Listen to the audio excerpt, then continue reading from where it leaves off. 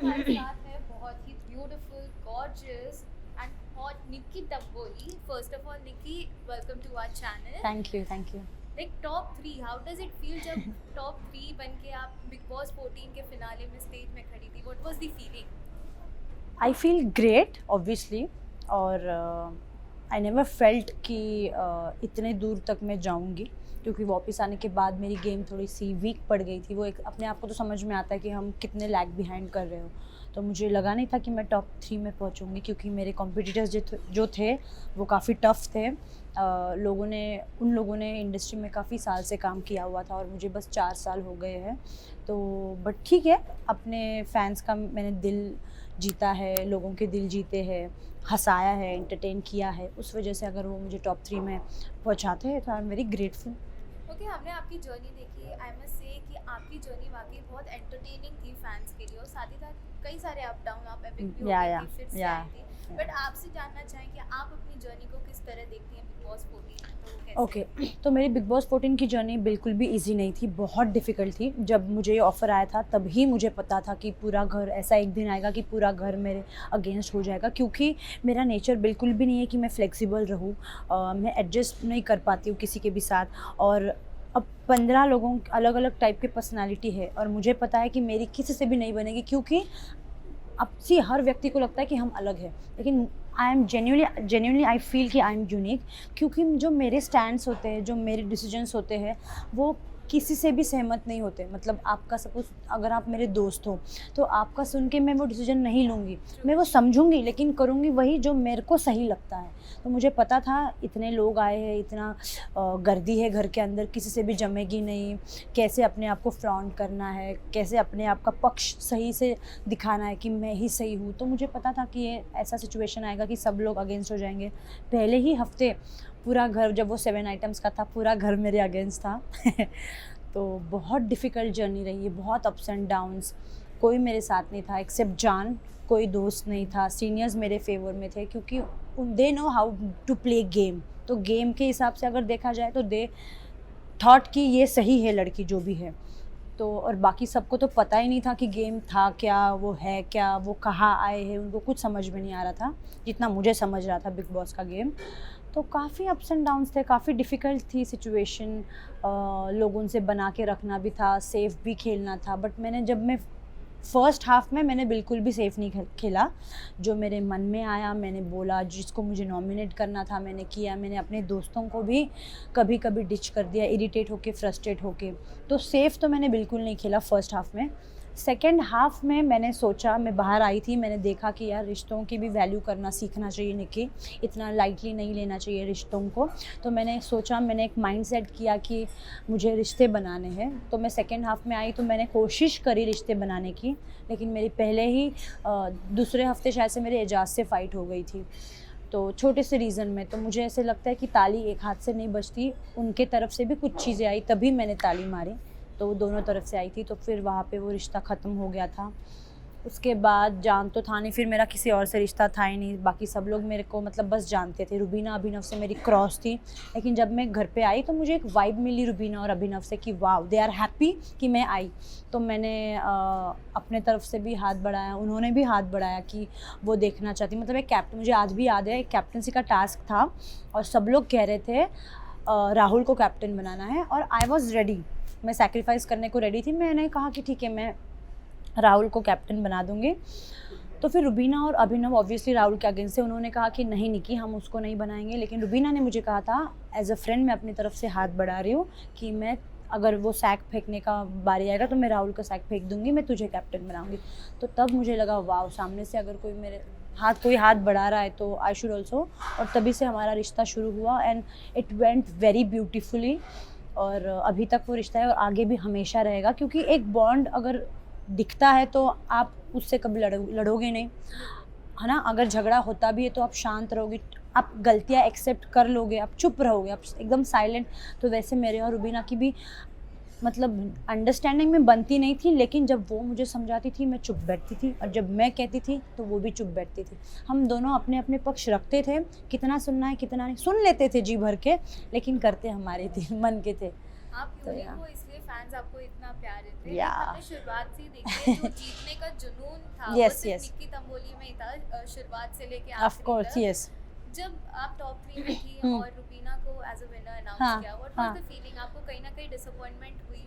बिल्कुल भी नहीं, क्योंकि जैसे मैंने कहा जब मैं वापस आने के बाद मेरी गेम वीक हो गई थी, मैंने अपने आप को टॉप 6 में भी नहीं देखा था, क्योंकि सी ना कौन कौन था, रुबीना थी, जैस्मिन, अली, उसके बाद कौन था, एजाज, और मैंने सुना था अभिनव का भी फ़ैन फॉलोइंग बहुत बढ़ गया था। 5 तो यही हो गए, और राखी थी, तो 6 यही हो गए।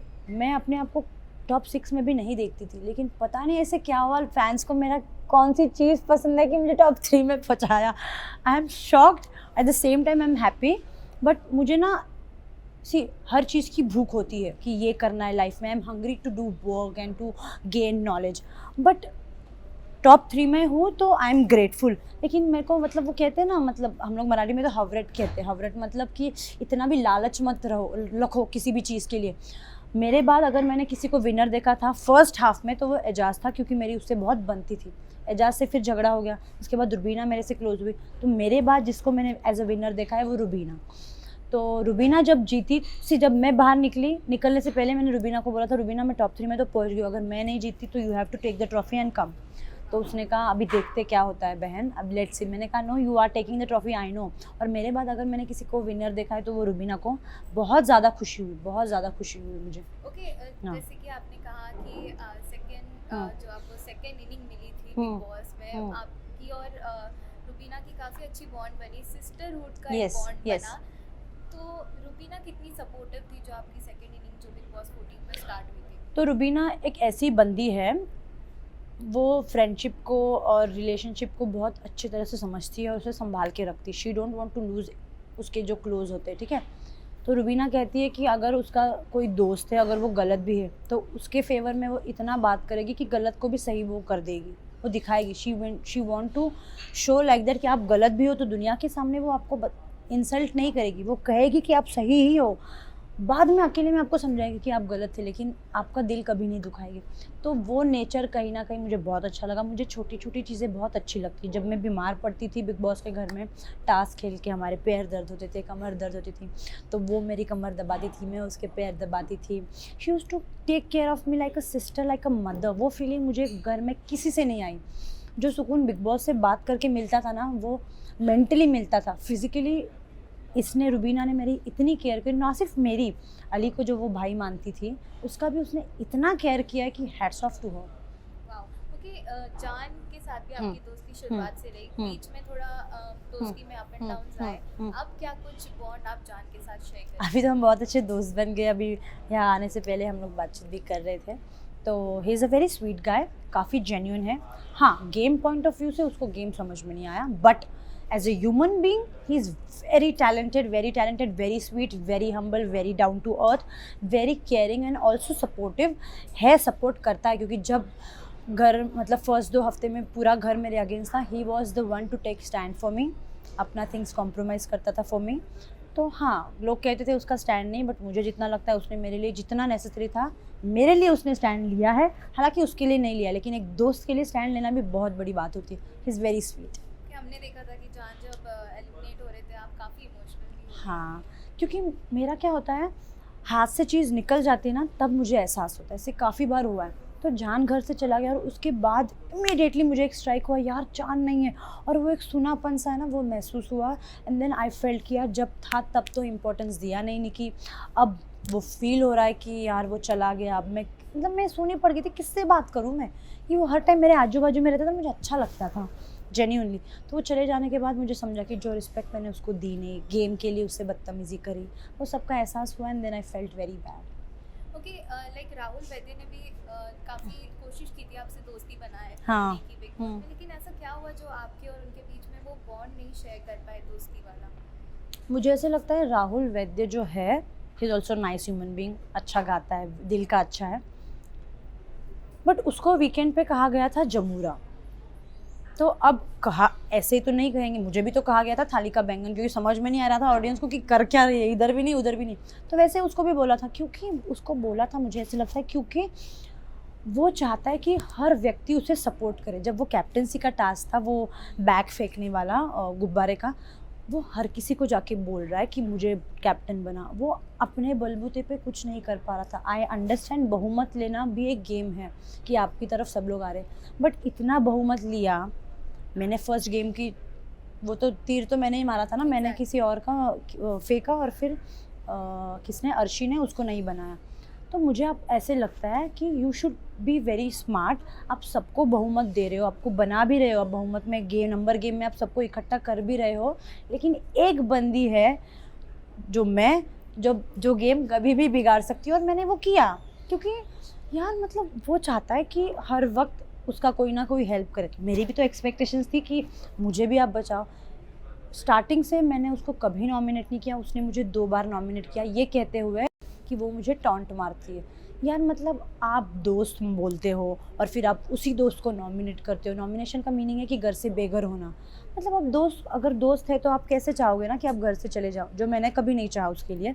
मैंने हमेशा उसको बचाया है, और मुझे नहीं लगता बचाने के बाद भी उसने मेरे साथ बैठ के कभी ही वॉज नेवर थैंकफुल कि यार तूने मुझे बचाया।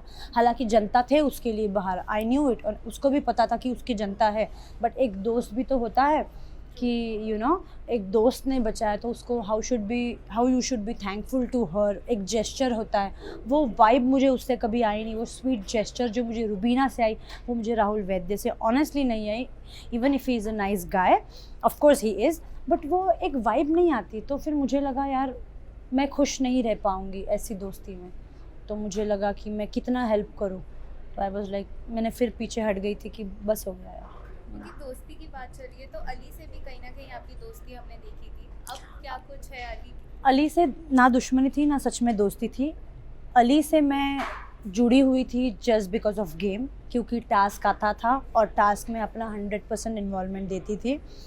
अब जब वो लास्ट टास्क था वैलेंटाइन डे का, जो गुब्बारे फोड़ने थे, तो उसमें मेरा इन्वॉल्वमेंट विद अली था, क्योंकि it was only for the task था, इसीलिए मैं उसका फोड़ रही थी, उसे एंटरटेन कर बना रही थी, क्योंकि राखी ने हार मान ली थी, वो कह रही थी कि मैं कुछ करूँगी नहीं। तो मुझे उस गेम को बस एंटरटेनिंग बनाना था, इसीलिए मैं उसके साथ कर रही थी, उसके गुब्बारे फोड़ रही थी, उसके पीछे भाग रही थी। At the same time he is a very nice guy, I like him. उसका जो नेचर है, अपफ्रंट होकर जो गेम खेलता है, जो बोलता है डंके की चोट पे बोलता है, तो मुझे वो नेचर वाले लोग पसंद है, और मैंने उसको जेन्युइनली लाइक किया है। बाहर आने के बाद अब तक तो हमारी बात हुई नहीं, अगर भगवान ने चाहा हमारी दोस्ती रहे आगे भी तो बताने। ओके, लेकिन कंटेस्टेंट्स ने हमेशा बोला है कि आप दोस्ती करते हैं सिर्फ मतलब के लिए, कि आपको गेम में आगे बढ़ना है। सो मैंने किससे, मुझे नहीं लगता मैंने किसी से मतलब के लिए दोस्ती करी थी। हालांकि मैं एक ऐसी व्यक्ति हूँ जिस बंदी को घर के एक सदस्य ने नॉमिनेट किया है, लेकिन आई एम वेरी थैंकफुल कि रुबीना ने मुझे बचाया, वरना जिसके पास भी बचाने का ऑप्शन आया था किसी ने बचाया नहीं, सबने रुबीना ने भी मुझे फर्स्ट हाफ में तो कितने बार नॉमिनेट किया है। हालांकि जितना मुझे याद है मैंने रुबीना को नॉमिनेट नहीं किया है, क्योंकि मेरा और उसका कुछ बॉन्ड था ही नहीं। उसको मैं इरिटेटिंग लगती थी, उसने मुझे नॉमिनेट किया, बट मैंने अपने फ़ायदे के लिए कभी दोस्ती बनाई नहीं। अगर बनाई भी होती तो मुझे वो हेल्प तो करते। मुझे आप एक चीज़ बताइए, मुझे किसने कभी सेव किया है? किसी ने नहीं सेव किया, हमेशा सबने नॉमिनेट ही किया है। एजाज़ को लेके, जान को लेके, रुबीना जो मेरी सिस्टर है उस तक सब ने मुझे नॉमिनेट किया है। तो मुझे नहीं लगता मैंने गेम के लिए किसी से दोस्ती बनाई। मुझे लोगों का गेम ही समझ में नहीं आया घर के अंदर, मुझे अपना ही गेम समझ में आ रहा था। मैंने कभी किसी भी टास्क में अलायंस नहीं बनाया। अब वो कोई भी टास्क ले लो, अब वो बुलडोज़र ले लो, शार्क अटैक ले लो, या कोई भी राजा रानी, मैंने कभी अलायंस नहीं बनाया, क्योंकि अलायंस कभी काम करे ही नहीं। हमेशा काम करते और रिश्ते, और मेरे घर के अंदर रिश्ते ही कमज़ोर थे। तो मुझे अपने लिए ही खेलना था, और मुझे लगता है टॉप 3 में जैसे मैं पहुँची हूँ, तो मुझे लगता है मेरे फैंस ने मुझे पहुँचाया है। मेरा जो ये था घर में जो कंट्रीब्यूशन था फॉर बिग बॉस, ये मुझे लगता है ये बढ़िया था, फैंस का दिल जीता है। और कहीं ना कहीं मुझे लगता है एंड में रुबीना का जो मेरे तरफ झुकाव था, और जिस तरीके से उसने मुझे सपोर्ट किया और मुझे फाइनलिस्ट बनाया, तो यू कांट वॉक अलोन। आप अकेले नहीं चल सकते, आपको फैंस को लेके, रिश्तों को लेके, टीम को लेके आपको साथ में बढ़ना आवश्यक है। आप अकेले कभी नहीं बढ़ सकते, और मेरे लोग मेरे साथ जुड़े हुए थे, इस बात की मुझे खुशी है। Okay, second last question, big boss में कई रिश्ते बने, जैसे अली जास्मिन के बने, पवित्रा एजाज के बने। आपको क्या लगता है ये जो रिश्ता है ये जेन्युइन था कि सिर्फ बिग बॉस में गेम प्ले करने के लिए ये फेक रिलेशन उन्होंने क्रिएट किया ओके मुझे लगता है आपको किसी के लिए भी कभी भी प्यार हो सकता है, लाइकिंग हो सकती है, और डेफिनेटली ये जो रिश्ते बने हैं वो जेन्युइन है।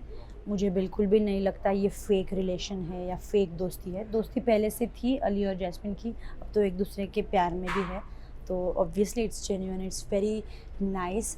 और एजाज और पवित्रा का भी लाइकिंग एक दूसरे के लिए था, अट्रैक्शन था, लाइकिंग था, अब प्यार में वो कन्वर्ट हो गया है, तो obviously it's also genuine. Okay lastly Nikhil what you have to say all the fans, because हमने आए दिन देखा ट्विटर पे आप ट्रेंडिंग करती रहती हैं, फैंस Thank को you. क्या कहना और क्या कुछ आने वाले प्रोजेक्ट पे अब आप वर्क ऑन कर रहे हो? मुझे अपने फैंस को यही कहना है कि आप लोगों ने जिस तरह से मुझे सपोर्ट किया, प्यार किया, मैं जिस तरह से आपके दिलों में बसी हुई हूँ वैसे ही मैं बसी रहूँगी आगे भी। आपको मैं जितना मतलब जितना एंटरटेन कर सकती हूँ, जितना हंसा सकती हूँ उतना हंसाऊँगी। मैं आप लोगों से बहुत प्यार करती हूँ, मुझे आप लोगों ने ही बनाया है, without my fans I am nothing. मैं बस हार्ड वर्क कर सकती हूँ, वो वर्क को आप लोग अप्रिशिएट करोगे, आप लोग उसको यहाँ से यहाँ तक लाओगे, तो my fans are very important part of my life. और आने वाले दिनों में you will see me in music videos, hopefully you will soon see me in movies. You just wait for it and keep loving me. I love you a lot. Wow, thank you so much. Thank you. It was amazing having a Thank you. conversation with you. Thank you. so Thank you. Thank you.